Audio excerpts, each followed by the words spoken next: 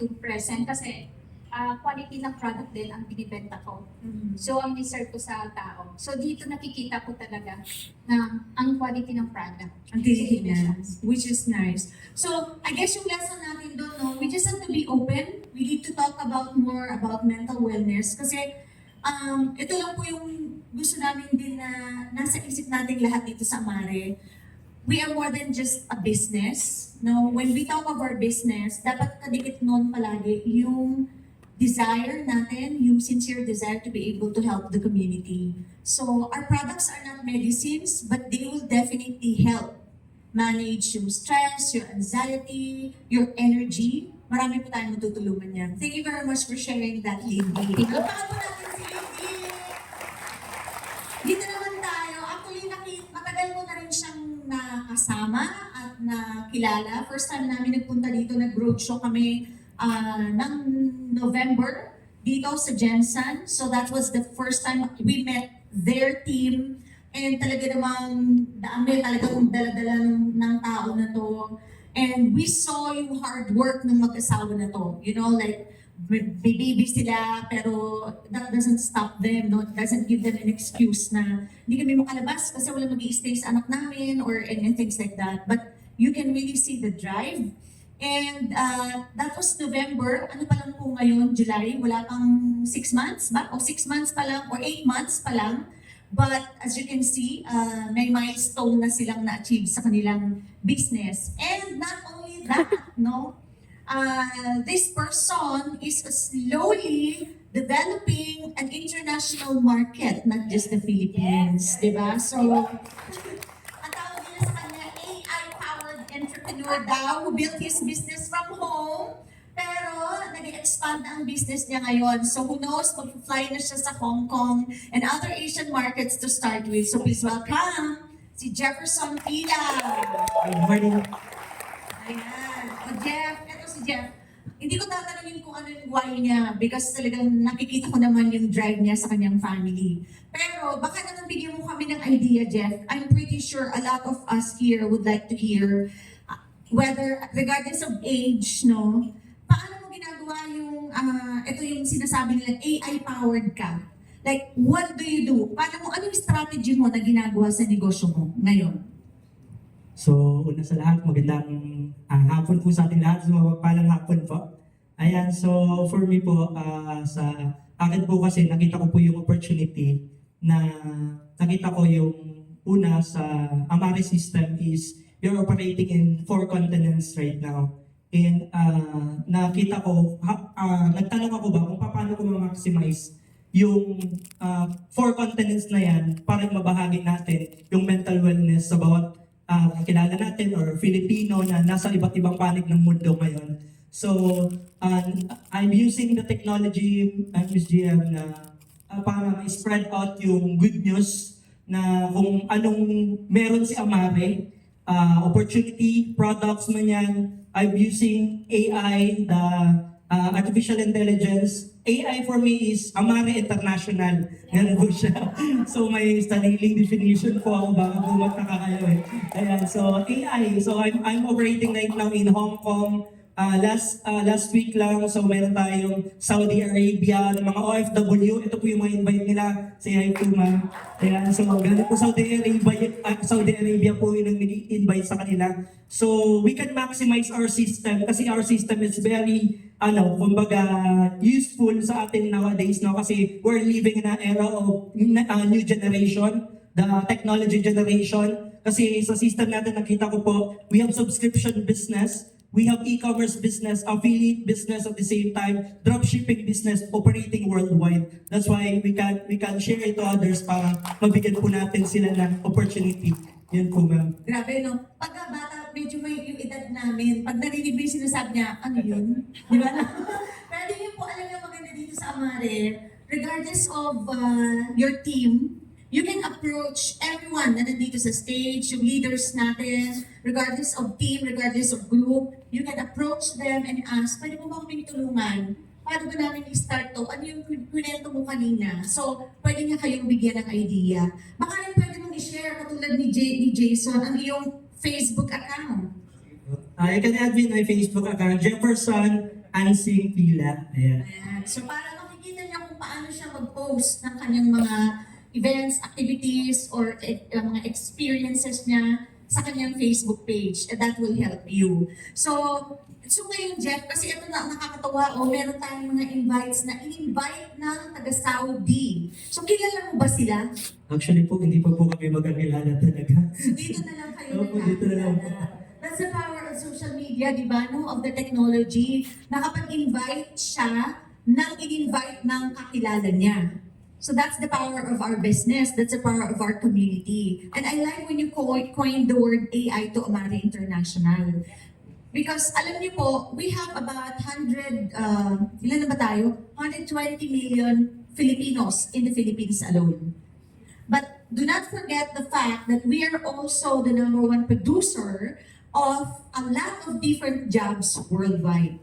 So kahit saan pong parte ng mundo, napakarami pong Pilipino. So baka yung mga mag-anak nyo nasa Pilipinas, nasa ibang bansa, nasa Asia, Europe, America, whatever, Latin America, wherever that may be. Just like Jeff, you can make use of that opportunity to expand your network, to expand your business, and not just in the Philippines. So Jeff, so ngayon, di ba, meron ka ng grupo na kasama mo sa Hong Kong and all that. So, how do you communicate with them? Paano ka nakakapag-communicate sa kanila? Hindi naman kayo nagkikita palagi. Ano yung ginagamit mong medium?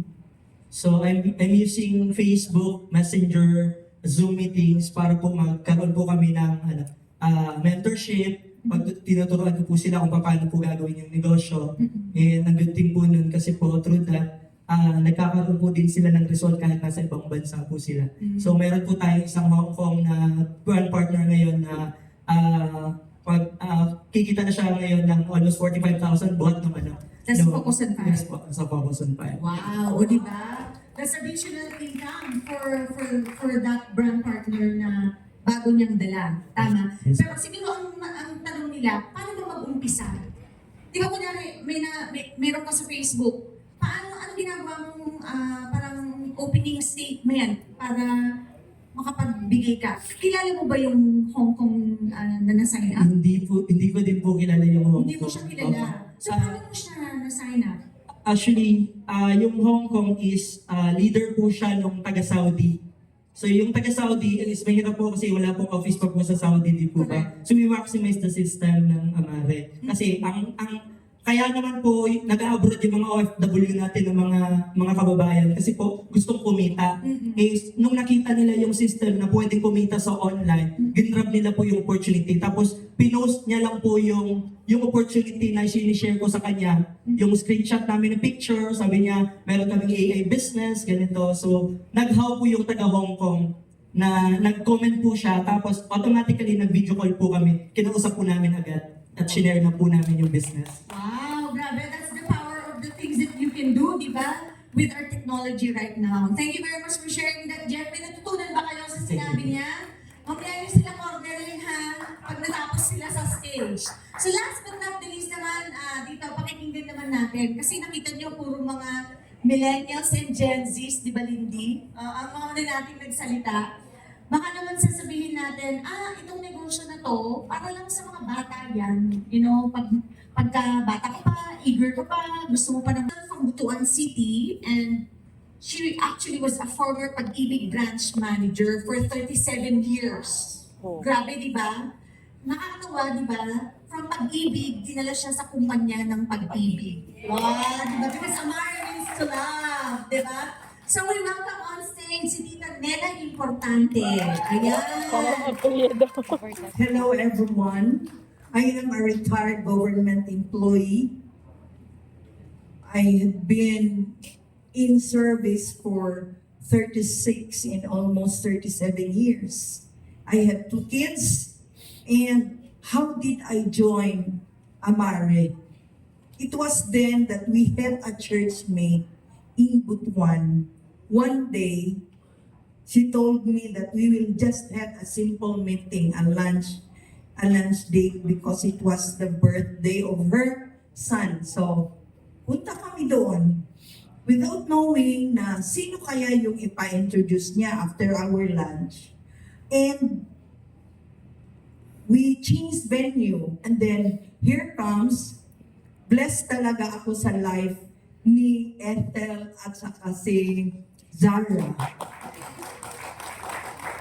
Now, my churchmate told me, kasi yung husband ko, nagka-mild stroke in November. Tapos, wala akong ano sa kanya kung ano pa talaga yung ma-offer ko sa kanya na not synthetic. So itong churchmate namin sabi, ate, paano niyo si Kuya Jake yung nitro? Hindi ko na, I did not understand what's nitro all about. So yung na-explain sa akin, sabi ng husband ko, kukuha tayo, mami. Anong kunin natin dad niya? Yun talagang builder pack. Kasi sa akin, nag-ano ako sa budget naman na, mahal magdad niya. Sige lang, kukuha tayo. So ito, following the submit to your husband. So kumuha ako. And then later, yung sinend ni Sarah sa akin, yung merong business partner, yun ang na-send ni Sarah, yung si Chief Bong ang nag-discuss noon. Na ano ko, for just this capitalization of 32,700, I messaged Sarah, Sir, is this true? Is this too good to be true? Kasi calculative ako, binag-calculate ako. So yun, I am product driven kasi yun lang ang gusto ko because I would like to help like me, yung generation namin is baby boomers. No, mga baby boomers kami. So I am retired but I'm not tired. So na-change lang ako ng journey. This is my another journey. So yung mga retirees na office mate ko, pinuntahan ko agad.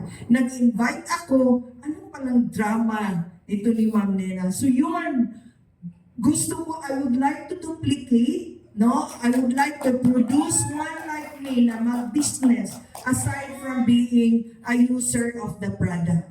And that's what I am doing.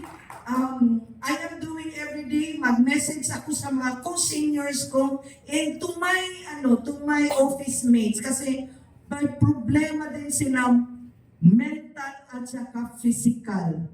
Because yung stress sa trabaho talaga when you are in government service, like our office, demanding much of your time. So talagang na-stress sila. So yung amare, may business ka pa, healthy pa ako.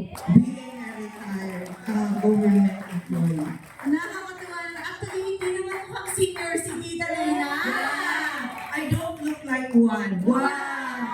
Yeah, ang face is very bright and diba? So nakakatuwa. I like the statement that you said that you are retired but you are not tired. Yes. Wow, grabe, di ba? Very inspiring. So, tita, di ba? So, how do you challenge? May mga bata tayo dito ngayon. So, paano natin sila sasabihin sa kanila na, hey, it's not about age, right? Yeah, age is just a number. Wow. Okay, so I would like to encourage everyone, I hope after this session, you will decide to join Amare not only because of the product, but because of the business. I'd like to say something. When I retired, God poured blessings, no, and then I invested in the mango farm. Mag 1 year na, maliit lang yung na-ROI ko. Sabi ko sa husband ko that yung malaki yung na-invest natin sa mango farm, wala pa, maliit lang yung ROI. Yung nag-ano lang ako, mga 100, ng 5 accounts lang ako, focus on 5, my ROI talaga.